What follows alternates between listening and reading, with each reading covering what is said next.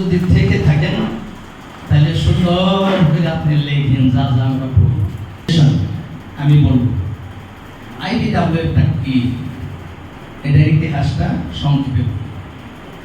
আমি কথাগুলি বললে পরে গল্পের মতো তো, যেটা বলতেছিলাম কোরআন শরীফে 3 রকমের আয়াত আছে। এক রকমের আয়াত আছে গল্প, কল্পনা, গল্প আর গল্পের আপনি কি বসে যান, গল্প সুলাইমান আলাইহিস সালামের গল্প, ইউসুফ আলাইহিস সালামের গল্প, ওই জাতির ইতিহাস, ওই জাতির ইতিহাস, ওই জাতির ইতিহাস আছে না? এই গল্পগুলো 3 ভাগের 1 ভাগে কোরআন শরীফের গল্প।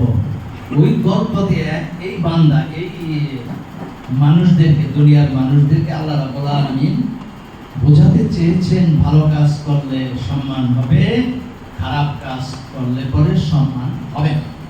তার সঙ্গে আমরাও ব্যবসায়ী, আইবিডব্লিউএফ এর কাজ হলো ব্যবসায়ী তৈরি করা।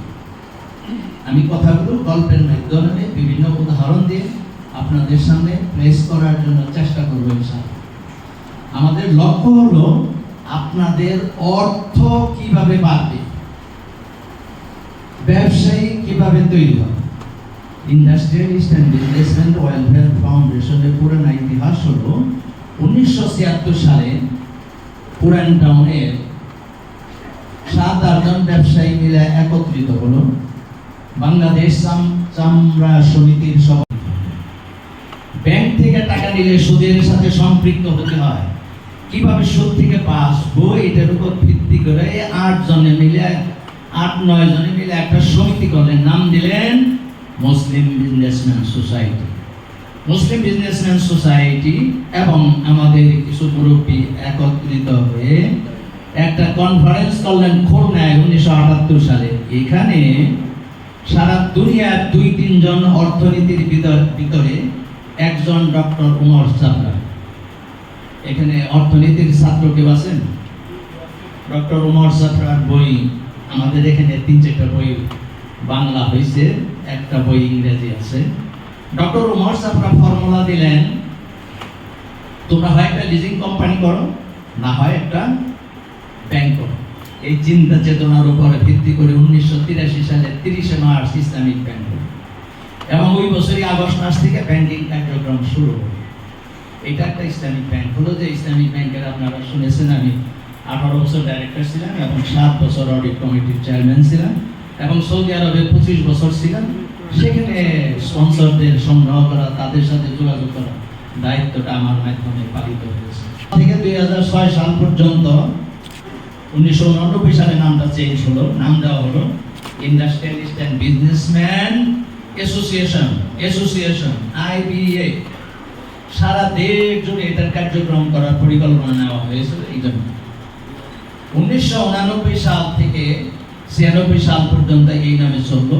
1996 সালে 19 জানুয়ারি আমরা সরকারের কাছ থেকে রেজিস্ট্রেশন নিলাম industrialist and businessman welfare foundation,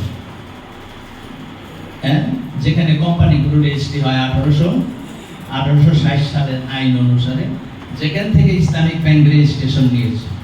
so that এখানে আমরা ঘোষণা দিয়েছি এটা একটা অলাভজনক, এটা হলো আমাদের আর্টিকেলস অফ অ্যাসোসিয়েশন।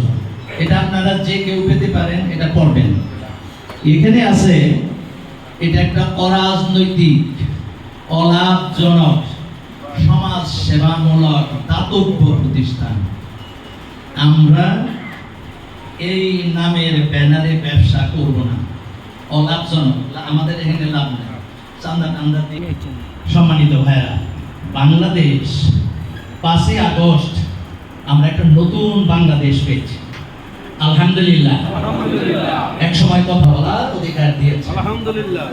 আপনাদের বাংলাদেশটা পৃথিবীর বিভিন্ন দেশের চিন্তা চেতনায় কোথায়, এটা একটু শোনেন গল্প।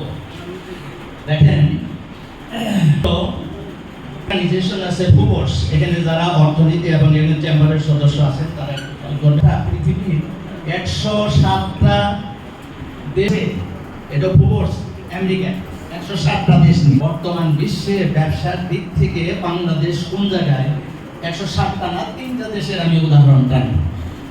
একটা হলো চীন। চীন কেন টানবো আমি পরে বলবো। চীন, এরপরে আমেরিকা, এরপরে হলো বাংলাদেশ। ওরা 2022 সালে গবেষণা করে ফোরকাস্ট করলো, ভবিষ্যৎবাণী করলো 2022 সালে বাৎসরিক ব্যবসা আমেরিকা করে $49, ফার্স্ট। সেকেন্ড পজিশন হলো $34 ট্রিলিয়ন হলো চীন। আর বাংলাদেশ হলো $1.6 ট্রিলিয়ন। এটা হলো 2022 সাল। এটা 2050 সালে সারা পৃথিবী এবং আমাদের অবস্থান বাংলাদেশের কোথায়, সেটা হলো 2050 সালে আমেরিকা চলে যাবে দ্বিতীয়, এখন হচ্ছে প্রথম দেশ উদীয়মান। মার্চ কয়েকদিন আগে এই ভবিষ্যৎবাণী করেছে, কি করেছে, যে 2026 সালে বাংলাদেশ উন্নয়নশীল দেশের কাতারে গিয়ে অবস্থান করবে। এদের যে কথাবার্তাগুলি বলে, এখানে অনেক বড় বড় অর্থনীতিবিদ আছেন, বহু ক্যালকুলেশন হয়। এই যে দেখেন ট্যাক্স ধরছে, এটা আমি বলতে পারবো না, কারণ সময় নাই। তাহলে ট্যাক্সের একটা অ্যানালাইসিস গত 4-5 দিন আগে পত্রিকায় আসে যে ট্যাক্স ধরছে আমেরিকা, এতে সারা দুনিয়ার অর্থনীতি কোন দিকে যাইতেছে। কোথাও যদি একটা ঘটনা ঘটে অর্থনীতি সেক্টরে এসে এফেক্ট করে। দেখেন যে ইউক্রেনের যুদ্ধ শুরু হলো, দিকে যাওয়া যাবে না গল্প।